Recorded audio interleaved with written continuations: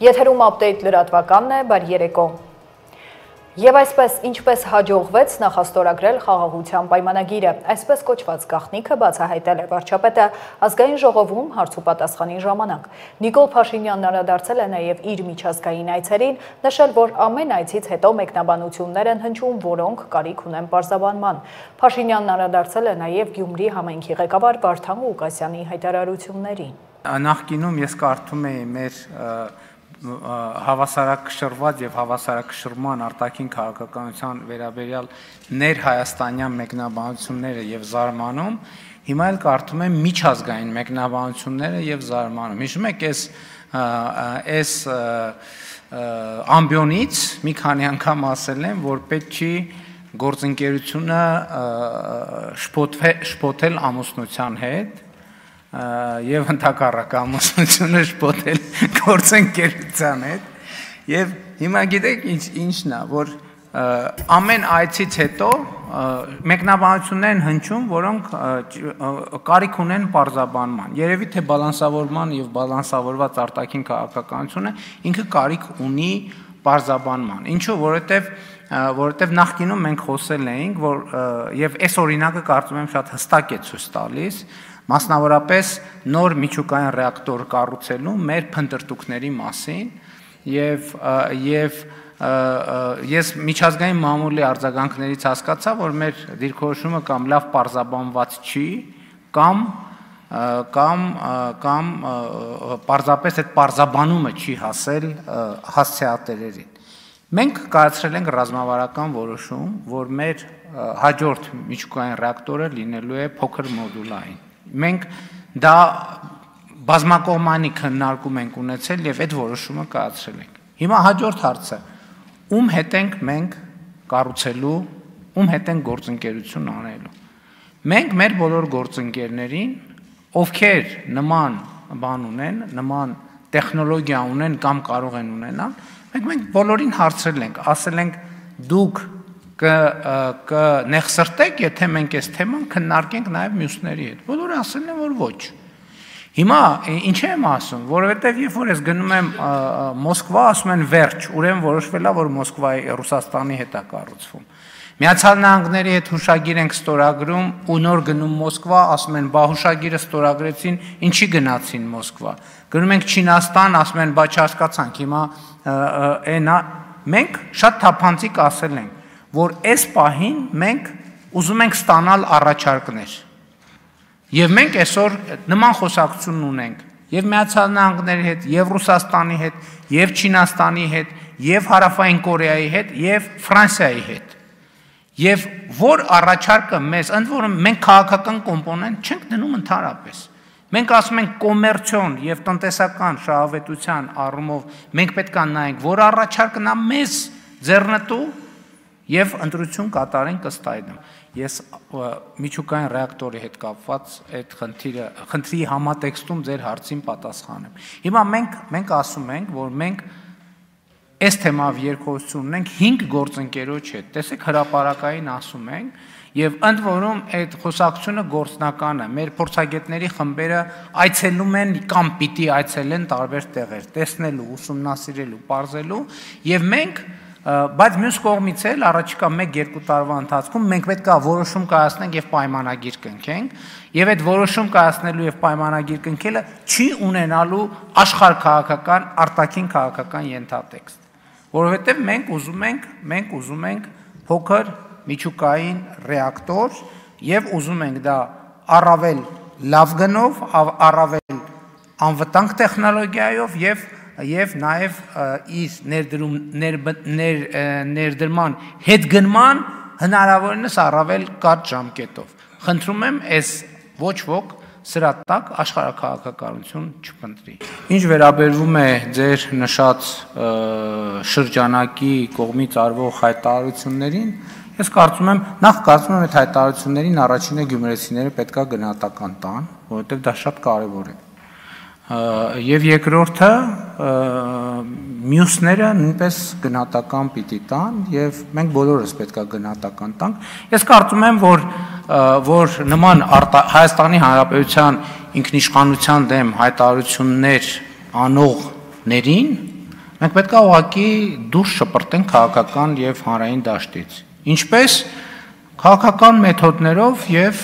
բոլոր այն մեթոդներով, որոնք կարելի է կիրառելի է ժողովրդավարական երկրում։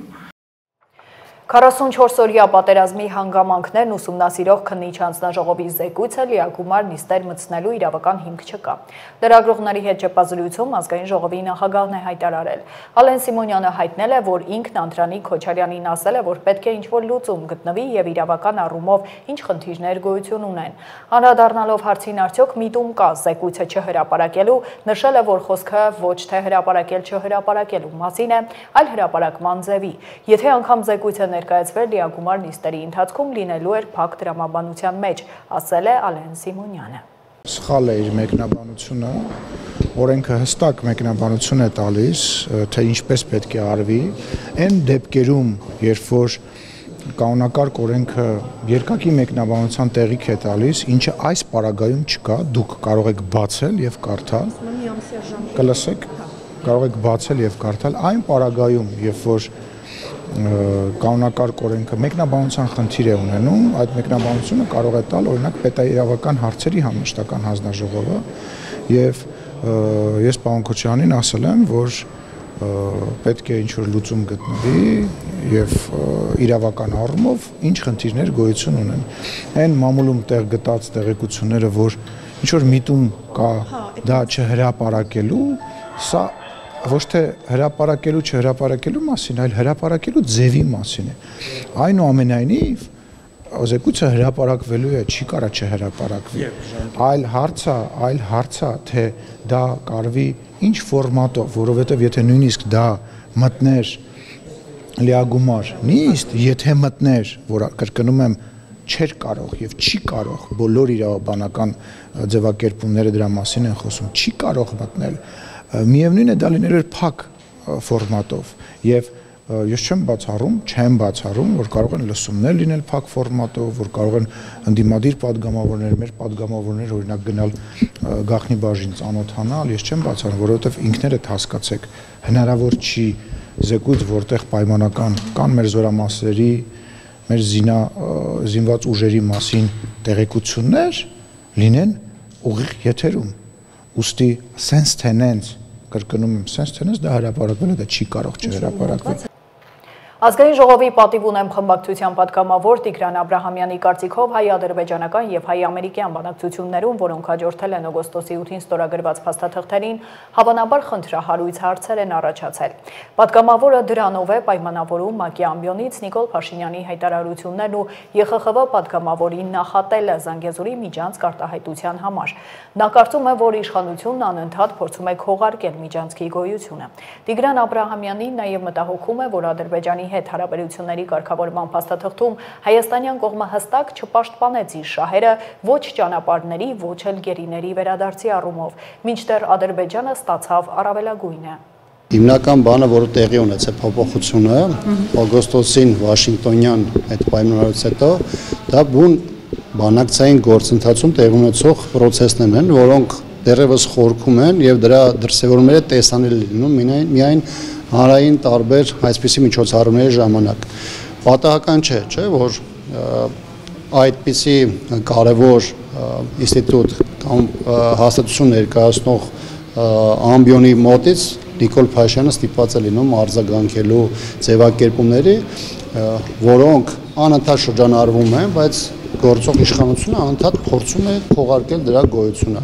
Այսինքն այն, որ նաև այստեղ մեր հասարակական քաղաքական դաշտում խոսվում էր այսպես կոչված Զանգեզուրի միջանցքի մասին, դա նրանից չէ, որ դա Հայաստանում էր հորինվել, մտածվել, դա նրանից էր, որովհետև դա անընդհատ շրջանառության մեջ էին մտցնում Թուրքիան եւ Ադրբեջանը,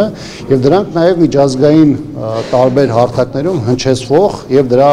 ներքո ներկայացվող որոշակի հիմնավորումների արդյունք էին։ Հիմա իմ կարծիքով ինչ է տեղ ունում այս process-ում։ Որևէ պայմաններում Նիկոլ Փաշինյանը սրա մասին չէր խոսել։ Չէր խոսել ցույց տալու համար, որ իրականության մեջ կա խնդիրներ բանակցային գործընթացում, որովհետև 1.5 ամիս է հայ հասարակությանը անընդհատ փորձում են համոզել, որ խաղաղությունը ոչ միայն ձգտում է, նույնիսկ փաստ են որպես փորձում ներկայացնել։ Եթե խաղաղությունը փաստ է, ապա ինչպես է Ադրբեջանի նախագահ օգտագործում բառապաշար, որ օգտագործում էր 1 տարի առաջ, 2 տարի առաջ, 3 տարի առաջ։ Ինչու է այս պարագայում տարբեր օրենսդիր մարմին ներկայացնող տարբեր ներկայացուցիչներ իրենց հարցադրման մեջ օգտագործում այդ ձևակերպումը ոչ միայն Հայաստանում, այլ նաև Հայաստանից դուրս։ Շատ մեծ հավանականությամբ սա պայմանավորված է նրանով, որ բանակցային գործընթացի այն ճակերտավոր արդյունքները, որը ներկայացվել է հանրությանը օգոստոսի 8-ի այդ Վաշինգտոնյան հանդիպումներից հետո, դրանք ամբողջական չեն, կամ ինչպես մենք ավելի վաղ սրա հետ կապված նշում ենք, տարբեր նաև փորձագետներ, կան պայմանավորվածություններ եւ կան Հայաստանին վերաբերող մոտեցումներ, որոնք զուտ անորոշության մեջ են եւ որոշակիություն չեն ներկայացնում։ Ազգային ժողովի պատիվ ունեմ խմբակցության ղեկավար Հայկ Մամիջանյանը ելույթ է ունեցել ԵԽԽՎ լիագումար նիստում Հունգարիայի կողմից Եվրոպայի խորհրդի անդամակցության պարտավորությունների կատարումը թեմայով զեկույցի քննարկման ժամանակ։ Անդրադարձել մի շարք փաստերի, որոնք ցույց են տալիս Հունգարիայի իշխանության վարքագծային օրինաչափությունները։ Նա մի շարք փաստեր է հիշատակել, նշել, որ Հունգարիայի իշխանությունը պարտավոր է ներողություն խնդրել հայ ժողովրդից։ You all know that the Armenian Army Lieutenant Gurgen Markaran was murdered. Բոլորդ գիտեք, որ դեռևս 2004 թվականին Հունգարիայում անցկացվող ՆԱՏՕ-ի միջոցառման ընթացքում ադրբեջանցի մասնակիցը քնած վիճակում կաթնարելով սպանեց Հայաստանի զինված ուժերի սպա Գուրգեն Մարկարյանին։ 2012 թվականին Հունգարիան այդ մարտահրավերին արտահանձնեց Ադրբեջան, որտեղ նրան անմիջապես ներում շնորհվեց, ինչպես նաև տրվեց նոր զինվորական կոչում եւ բնակարան։ Այդ ժամանակվա Եվրոպայի խորհրդի գլխավոր քարտուղարը հայտարարեց, եւ ես մեջ վերում եմ. դատապարտված մարտահրավերին պատվելը եւ նրան հերոսի վերածելը անընդունելի է։ Այնուամենայնիվ, մինչ օրս Հունգարիայի իշխանությունները որևէ պաշտոնական ներողություն չեն հայտնել։ Նրանք պարտավոր են ներողություն խնդրել հայ ժողովրդից։ 5 տարի անց Ադրբեջանի կողմից փողերի լվացման սխեմայի քննության արդյունքում պարզվեց, որ հենց 2012 թվականին Սաֆարովի արտահանձնման օրերին ավելի քան 9 միլիոն ԱՄՆ դոլարի փոխանցումներ են կատարվել Հունգարիայի մայրաքաղաք Բուդապեշտում գտնվող MKB բանկի հաշվին։ Ես հատուկ օգտագործեցի վարկագծային օրինաչափություններ արտահայտությունը։ Այս տարի, երբ Եվրոպական միության անդամ երկրները որոշեցին Հայաստանին տրամադրել ոչ մահաբեր ռազմական աջակցություն Եվրոպայի խաղաղության հիմնադրամից, Հունգարիան վետո դրեց այդ որոշման վրա։ Ավելին, մամուլում հրապարակված տեղեկությունների համաձայն ադրբեջանական հարձակումից ընդամենը մի քանի ամիս առաջ Բուդապեշտը արդեն իսկ պայմանագրեր էր կնքել օգնելու ադրբեջանական իշխանություններին Լեռնային Ղարաբաղում գյուղերի վերակառուցման աշխատանքներում։ Հովիկ Աղազարյանն է խոսել իր եւ Դավիթ Համբարձումյանի հանդիպումից իմպիչմենթի թեմայով։ Առաջարկել են, որ միանան նախաձեռնությանը։ Մեծ ցերույցում շատ փակագծեր չի բացել, ասել է, որ վաղը մանրամասներ կհայտնի։ Իմ եւ Դավիթ Համբարձումյանի մեջ միշտ լիքը հանդիպումներ ա եղել։ Վերջերս։ Այո։ Իմպիչմենթի թեմայով քննարկում։ Այո։ Եվ ինչ եք խոսել, ինչ է ձեզ ասել։ Դե թեման, հայտնի թեման առաջարկություն, որ միանանք նախաձեռնությանը։ Ինչպիսին է եղել ձեր պատասխանը։ Ես ասել որ մենք ունենք մեր տեխնացում վարչապետի Էդմոն Մարուկյան եւ դեռ պետք է քննարկումներ անցկացնենք ձեր հետ, մյուսների հետ, թե որ դեպքում ավելի հարմար կլինի, որ տեխնացուն ավելի հարմար կլինի։ Այսինքն ընդհանուր հայտարարի չեք եկել եւ ձեր դիրքորոշումը չեք փոխել։ Մենք դիրքորոշում ունենք, ինչի մասին վաղը հայտարարենք։ Ինչպիսին է այդ դիրքորոշումը։ Վաղը կասենք։ Այսինքն հնարավոր է միանալ, չեք բացառում։ Տարբերակներ կան, տարբերակ կա, կարող է լինի, որ ասենք կարող է եւ իրանք միանան մեզ, մենք միանանք իրար, ես չգիտեմ, այդ բանը չեմ կարող ասել, բայց եթե դու նպատակ ունես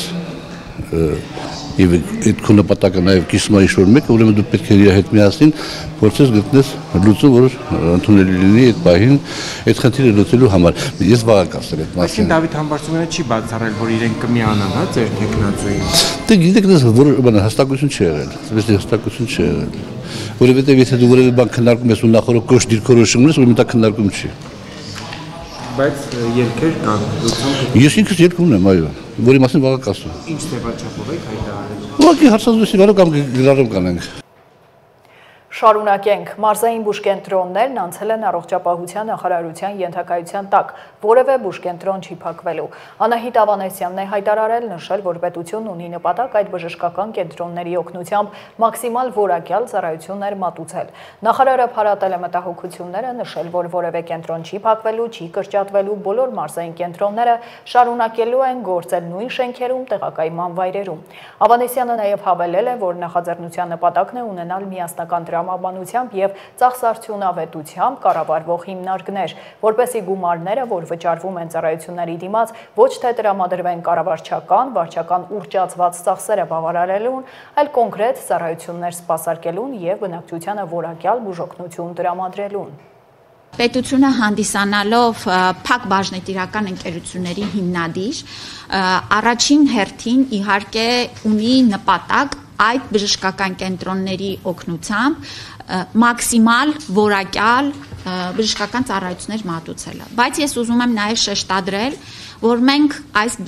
փակ բաժնետիրական ընկերությունների կառավարմանը մոտենում ենք որպես ուրեմն կորպորատիվ կառավարման սկզբունքներին համապատասխան շահույթ գեներացնելու եւ պետության ներդրումները ճիշտ ձևաչափով վերադարձնելու, մեծացնելու եւ ընդլայնելու տրամաբանության մեջ։ Ես սա շեշտադրում եմ, որովհետեւ մեր ընդհանուր համակարգի գործունեությունը եւ ֆինանսավորման սկզբունքը այնպիսին է, որ մենք ծառայությունը գնում ենք անկախ նրանից դա պետական բժշկական կենտրոն է, մասնավոր բժշկական կենտրոն է, մենք ունենք հստակ չափորոշիչներ ծառայության որակին վերաբերելի եւ փոխհատուցում ենք մեր գինը այնպես, որպիսի ուրեմն բժշկական կենտրոնները ունակ լինեն որակյալ ծառայություններ մատուցել եւ ապահովագրության շրջանակներում էլ։ Դրա համար մեր, ինչպես ասեցի, հավաքագրված տեղեկատվության եւ արված վերլուծությունների հիման վրա մենք պիտի գնանք այս կենտրոնների կառավարման միասնականությանը։ Սա վերաբերում է նրան, որ վարչական, կառավարչական, ֆինանսական տվյալները կառավարումը պետք է իրականացվի հնարավորինս խոշորացված ձևաչափով։ Ես միանգամից ուզում եմ փարատել բոլորի մտավախությունները, որ որևէ բժշկական կենտրոն չի փակվելու, որևէ բժշկական կենտրոն չի կրճատվելու եւ բոլոր բժշկական կենտրոնները շարունակելու են մարզային գործել իրենց տեղերում, շենքերում եւ տեղակայման վայրերում։ Նախարարը նաև մանրամասներ է ներկայացրել ապահովագրության փաթեթների վերաբերյալ, նշել, որ խմբերն են ներառվելու համակարգում։ Եվ մենք սկսում ենք 2026 թվականից ներառելով բնակչության ուրեմն հետևյալ խմբերը։ Մինչև 18 տարեկան երեխաները պետության 100% սուբսիդավորմամբ կներառվեն ապահովագրությամբ համակարգ, հիմա ես որ խմբերը նշեմ, դա 2026-ին է վերաբերվում, հաջորդ թիվ 27-ին կավելանան եւ 28-ին։ Մինչև 18 տարեկան երեխաներն են 65 տարին լրացած քաղաքացիները եւս 2026 թվականից կներառվեն ապահովագրության համակարգ։ Ես այս մասը ուզում եմ շեշտադրել, կարևորել եւ համարել, որ մեր պետության հանձնառությունը մեր քաղաքացիների հանդեպ, ովքեր որ տարիներով աշխատել են, ներդրում են ունեցել մեր երկրի զարգացման, կայացման մեջ, մենք ի վերջո կկարողանանք հասցեագրել նրանց առողջական խնդիրները եւ մեզ ուղղվող հիմնական պահանջների եւ կարիքների մեջ ամենամեծ ծավալը հենց այս խումբ մեր քաղաքացիներն են մեզ ներկայացնում։ Հաջորդիվ 18-ից 65 տարեկան հաշմանդամություն ունեցող քաղաքացիները ուրեմն նաև հաշվի առնելով գիտեք որ ֆունկցիոնալության գնահատման նոր համակարգ է ձևավորվում եւ այստեղ ես նշում եմ հաշմանդամություն, բայց պիտի բոլորս ընկալենք, որ մենք փոփոխական այս համակարգի համաձայն արդեն սոցիալական քաղաքականության համահունչ այս խմբերը եւս կներառվեն եւ անապահովության բալ ունեցող քաղաքացիները 28 եւ ավել, որը եւս փոփոխման մեջ է այս համակարգը, այստեղ էլ ուզում եմ նշել, որ գնահատման ձևաչափերը փոխվում են, պետք է այս երկու գերատեսչությունների ուրեմն կարգավորումները համահունչ դիտարկել։ Եվ այսպես առանձնահատուկ կերպով ուզում եմ խոսենք 200,000 դրամ ամսական եկամուտ աշխատավարձ եւ դրան հավասարեցված վճարներ եւ այլ եկամուտներ ունեցող անձանց խումբն է, որը 2026 թվականից ներառվելու է։ Կհիշեք, նախորդիվ նախագծերի շրջանակներում մենք նշում էինք 500,000 դրամից ավել կամ 300,000 դրամից ավել, բայց հաշվարկները եւ այն ուրեմն ռեսուրսները, որ մենք կարողացանք ուրեմն ֆիքսել, մենք այս քայլը անում ենք հնարավորինս մեծ թվով քաղաքացիների ներառելու առաջին փուլով։ Ես պետք է այստեղ խոսեմ նաև այն ակնկալիքի մասին, որը ըստ էության հասարակության մեջ ձևավորված է եւ ինձ վերջին 1 տարվա ընթացքում մեր քաղաքացիների կողմից ամենահաճախ տրվող հարցը, պահանջը, կարիքը դա է, որ երբենք մենք ներառվելու, այսինքն մենք սա եւս գալով ընթառաջ մեր քաղաքացիների, աշխատող քաղաքացիների պահանջին որոշում կայացրեցինք, որ այս սանդղակը կլինի 200,000 դրամից ավել ստացողներին առաջին փուլով կներառենք ապահովագրության շրջանակներում։ Այս անձանց թիվը մոտ 190,000 է եւ այստեղ էլ ուզում եմ ասել, որ սա բավական մեծ խումբ է, որ մենք ներառում ենք հենց առաջին փուլով։ Աշխատանքի և սոցիալական հարցերի նախարարը տեղեկացրել է, որ 2026 թվականից կենսաթոշակների հետ վճարները 12%-ից կդառնան 20%, այսինքն միջինում կբարձրանան 3-ից 3500 դրամով։ Միջին հետվճարը 12%-ի պայմաններում մոտ 4000 դրամ է, 4400 դրամ եւ քաղաքացիները մեր ովքեր ստանում են նպաստներ եւ կենսաթոշակներ կարող են կրկին ինքնուրույն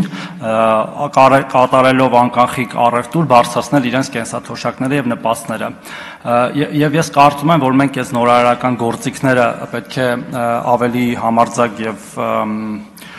ակտիվ կիրառենք, որպեսզի միանգամից մի քանի նպատակի հասնենք։ Կարծում եմ սա շատ կարևոր ձեռքբերում է լինելու 2026 թվականին մեր պետության համար եւ մեր բոլոր կենսաթոշակառուների եւ նպաստառուների համար։ Առավոտյան Երևանի քաղաքապետարանի համապատասխան վարչությունը հատուկ տեխնիկայով ապամոնտաժել է հայտնի գնունու շինանյութերի շուկայի վաճառքի տաղավարները։ Շուկայի աշխատակիցները փորձել են դիմադրել, սակայն ապարդյուն։ Լրագրողների հետ զրույցում քաղաքապետարանի ներկայացուցիչը մանրամասներ է հայտնել, նաև տեղեկացրել, որ արդեն մի քանի ամիս է բանակցում են տնտեսվարողների հետ, այն մասին, որ մինչև սեպտեմբերի 30-ն ազատ են քրպակները։ Արդեն շուրջ 3-4 ամիսա բանակցություններ են գնում, տնտեսվարողները բոլոր հետ խոսել ենք, իրազեկել ենք նախատեսվող աշխատանքների մասին եւ իրենց նաեւ խնդրանքն է բավարարվել, որպեսզի իրենց հնարավորություն եւ ժամանակ տրամադրվի մինչեւ սեպտեմբերի 30-ը, որից հետո իրենց արդեն ապրանքները կտեղափոխեն, կրպակներն ու տաղավարները կազատեն, որից հետո մենք իրականացնենք քանդման աշխատանք։ Կրպակներում ապրանքներ են եղել, որովհետև ժամանակը քիչ է եղել եւ չեն կարողացել ամբողջությամբ հեռացնել։ Դա իրականությանը չի համապատասխան, որտեղ չկա տենց կրպակ, որ այս պահին ապամոնտաժում է քանդում է, որի մեջ լինի գույք։ Որի մեջ գույք եղել է 3 բանից սկսված, իրենք տնտեսվարողները նախապես նաև իրազեկվել են, որ վաղ աշխատանքները ինչպես որ պայմանավորվել են իրականացնելու են, իրենք իրենց գույքը ամբողջությամբ տեղափոխել են։ Մենք առավոտյան մեր աշխատանքները սկսելուն պես բոլոր կրպակները նայել ենք, որովը մեկում տենց շուտ խնդիր չի եղել։ Կարող է տաղավարներ տրամադրել եք։ Չէ, այդ պահին նման քննարկում չի եղել, նման առաջարկ եւ պահանջել չի եղել։ Այն ինչի մասին, որ հնարավոր է եղել խոսել, բանակցել, ժամանակ եղել է, նշեցի եւ կրկնում եմ, որ արդեն շուրջ 3-4 ամիս այս բանակցությունները գնում է եւ տնտեսվարողները բոլորը տեղեկացված եղել են։ Անգործ մնացին ժողովուրդը ապրանքները դրած։ Իրանց ամեն ինչը չի խոչընդոտում, տարածքն է խոչընդոտում։ Թող իրանք իրանց կալվածքները տենան որտեղ են խոչընդոտում, նոր գան մեզի վնաս տան։ Այսքան ժողովրդի վրաս են տվել, հերիք չի, չեն բավարարվում։ Մարդկանց հացից ձերկել են։ Մարդիկ ընտանիքներ են, հարյուրավոր երեխաներ, ընտանիքներ մնացին առանց հացի։ Ասում են երթևեկության ներխանգարում։ Որ մայթի վրա պետք է երթևեկություն լինի։ Այժմ առաջարկում եմ ծանոթանալ աշխարհում կատարվող իրադարձություններին։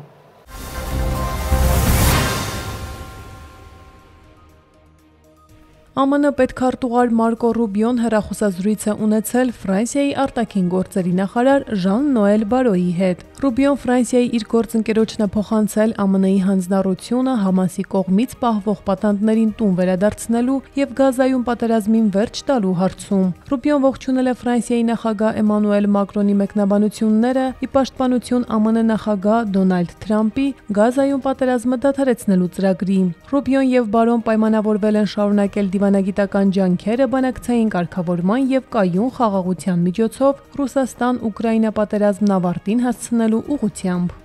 ԱՄՆ նախագահ Դոնալդ Թրամփը հայտարարել է, որ պաղեստինյան Համաս խմբավորումը 3 կամ 4 օր ունի Գազայի հրադադարի վերաբերյալ իր առաջարկին արձագանքելու համար։ Համասը կամ դա կանի կամ ոչ, իսկ եթե ոչ, դա շատ տխուր ավարտ կունենա, հայտարարել է Սպիտակ տան ղեկավարը եւ ընդգծել, որ իսրայելցի եւ արաբ առաջնորդները արդեն ընդունել են իր ծրագիրը։ Թրամփի մեկնաբանությունները հնչել են Սպիտակ տան կողմից 20 կետից բաղկացած փաստաթղթի հրապարակումից 1 օր անց, որով կոչ է արվում անհապաղ հրադադար հաստատել Գազայի հատվածում, Համասի կողմից պահվող իսրայելցի գերիներին փոխանակել իսրայելական բանտերում գտնվող պաղեստինցիների հետ եւ իսրայելական զորքերը դուրս բերել Գազայից։ Ըստ այդ առաջարկի Համասը պետք է զինաթափվի, իսկ ԱՄՆ-ն կաշխատի արաբական եւ միջազգային գործընկերների հետ ստեղծելու ժամանակավոր միջազգային կայունացնող ուժեր։ Թրամփը հայտարարել է, որ ծրագիրը նախատեսում է նաեւ պաղեստինցի տեխնոկրատների անցումային կառավարության ստեղծում Գազայի հատվածում առօրյա կյանքն ապահովելու համար, ինքնակառավարում, տեղահանված բնակիչների վերադարձ եւ երաշխիքներ, որ Գազայի բնակիչները չեն վտարվի։ ԱՄՆ-ն Նորվեգիայում տեղակայել է P-8 Պոսեյդոն հակասուզանավային ինքնաթիռներ։ Նշվում է, որ Պենտագոնը շահագրգռված է Հյուսիսային Եվրոպայում հետախուզական ինքնաթիռների առկայությամբ, Դանիայում, Լեհաստանում եւ Նորվեգիայում գրանցված անօդաչու թռչող սարքերի միջադեպերի, ինչպես նաեւ ՆԱՏՕ-ի երկրների ստորջրյա մալուխների եւ խողովակաշարերի համար Ռուսաստանից սպասվող սպառնալիքի պատճառով։ Boeing P-8 Պոսեյդոնը հակասուզանավային ինքնաթիռ է, որն ունակ է նաև կատարել պարեկային ծառայություններ։ Այն սպառազինության մեջ է ՆԱՏՕ-ի մի շարք երկրներում, այդ թվում Միացյալ Նահանգներում։ Դրա թռիչքի հեռավորությունը կազմում է ավելի քան 8000 կիլոմետր։ Կարող է կրել տարբեր հականավային եւ հակասուզանավային զենքեր։ 2026 թվականին Հարավային Կորեայի պաշտպանական բյուջեն կկազմի 66.3 տրիլիոն կորեական վոն, հավասարազոր 47 միլիարդ դոլարի, ինչը 8.2%-ով ավելի է, քան 2025 թվականին։ Այդ մասին հայտարարել է նախագահ Լի Չժեմենը։ Պլանավորվում է ուշադրությունը կենտրոնացնել ներդրումների, սպառազինության, առաջադեմ համակարգերի եւ այնպիսի տեխնոլոգիաների վրա, ինչպիսիք են արհեստական ինտելեկտը, անօդաչու թռչող սարքերը եւ ռոբոտները։ Աշխարհում փոփոխվող պայմաններն, անվտանգության բնագավառում եւ զինված հակամարտությունների աճող վտանգը ստիպում են Հարավային Կորեային մեծ ուշադրություն դարձնել սեփական ռազմական արդյունաբերությանը, ասել է Հարավային Կորեայի նախագահը։ Նա նաեւ հավելել է, որ Հարավային Կորեան ամուր կապեր ունի այն երկրների հետ, որոնք իրենց հետ կիսում են նույն արժեքները։ Նա կարևորել է ԱՄՆ-ի հետ սերտ համագործակցությունը, շեշտելով դրա արդյունքում միջուկային հուսալի զսպման մեխանիզմի առկայությունը։ Ֆիլիպիններում երկրաշարժի հետևանքով զոհերի թիվը հասել է 60-ի։ Ավելի ու ավելի շատ տեղեկություններ են ստացվում զոհերի մասին։ Մենք տեղեկություններ ենք ստացել 60 մարդու մահվան մասին, ասել է Ֆիլիպինների քաղաքացիական պաշտպանության վարչության քարտուղարի տեղակալ Բերնարդո Ալեխանդրոն։ Սեբուի նահանգում, որտեղ գրանցվել են հուժկու ստորգետնյա ցնցումներ, հայտարարվել է արտակարգ դրություն տարերային աղետի պատճառով։ Ֆիլիպինների նախագահ Ֆերդինանդ Մարկոս Կրտսերն իր ուղերձում հայտարարել է, որ կառավարական գերատեսչություններն աշխատում են տարածաշրջանի ենթակառուցվածքների վերականգնման եւ բնակչությանը մարդասիրական օգնություն ցուցաբերելու նպատակով, իսկ հակահրդեհային պաշտպանության բյուրոյի աշխատակիցները մասնակցում են որոնողափրկարարական գործողություններին։ Արմինե Գևորգյան, Update լրատվական։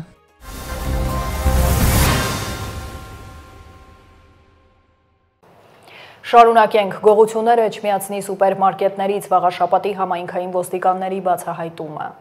Սեպտեմբերի 18-ին համայնքային ոստիկանության Վաղարշապատի բաժնում ստացվել էր օպերատիվ տեղեկություն, որ մայրաքաղաքի բնակիչ 2 տղամարդ Էջմիածին քաղաքում գտնվող խանութներից կատարել են գողություններ։ Հետագա միջոցառումներով պարզվեց, որ նրանք սեպտեմբերի 10-ին գնումներ կատարելու պատրվակով մտել են Էջմիածնի Սոս Մանուկյան փողոցում գտնվող սուպերմարկետ եւ հափշտակել մոտ 150,000 դրամի ապրանք։ Իսկ այս դեպքից էլ րոպեներ անց տղամարդիկ մտել էին արդեն Էջմիածնի Բաղրամյան փողոցի սուպերմարկետ եւ նույն կերպ հափշտակել 50,000 դրամի ապրանք։ Սեպտեմբերի 18-ին ժամը 8:30-ին երևանցի 47-ամյա տղամարդը ձերբակալվեց Նորքի իր տանը, իսկ Նորքի բնակիչ 45-ամյա տղամարդը ժամը 9:25-ին մայրաքաղաքի Գարեգին Նժդեի փողոցում։ Կազմված փաստաթղթերի հետ երկուսն էլ ներկայացվեցին Վաղարշապատի քննչական բաժին, նախաձեռնվեց քրեական վարույթ։ Հետագա միջոցառումներով բացահայտվեցին նաև նրանց կատարած այլ հափշտակություններ դարձյալ Էջմիածնում։ Մասնավորապես հափշտակել էին մի քանի 100,000 դրամի էլեկտրական գործիքներ ու դետալներ։ Երկուսն էլ տեղափոխվել են ձերբակալվածների պահման վայր, նախաքննությունը շարունակվում է։ Ծանուցում ենթադրյալ հանցանքի մեջ կասկածվողը կամ մեղադրվողը համարվում է անմեղ, քանի դեռ նրա մեղավորությունը ապացուցված չէ Հայաստանի Հանրապետության քրեական դատավարության օրենսգրքով սահմանված կարգով, դատարանի օրինական ուժի մեջ մտած դատավճռով։ Եվ եղանակ հանրապետության տարածքում շրջանների մի մասում վաղը սպասվում է անձրև, հնարավոր է նաև մառախուղ։ Օդի ջերմաստիճանը կնվազի 5-ից 8 աստիճանով, իսկ հոկտեմբերի 3-ից 5-ը նույնքան կբարձրանա։ Երևանում նույնպես վաղը հնարավոր են տեղումներ։ Այսքանը դուք դիտում եք Update լրատվականը, հիշեցնեմ թողարկումից անմիջապես հետո վերլուծությունը բաց չթողնեք, իսկ ես ձեզ հրաժեշտ եմ տալիս, հաջողություն։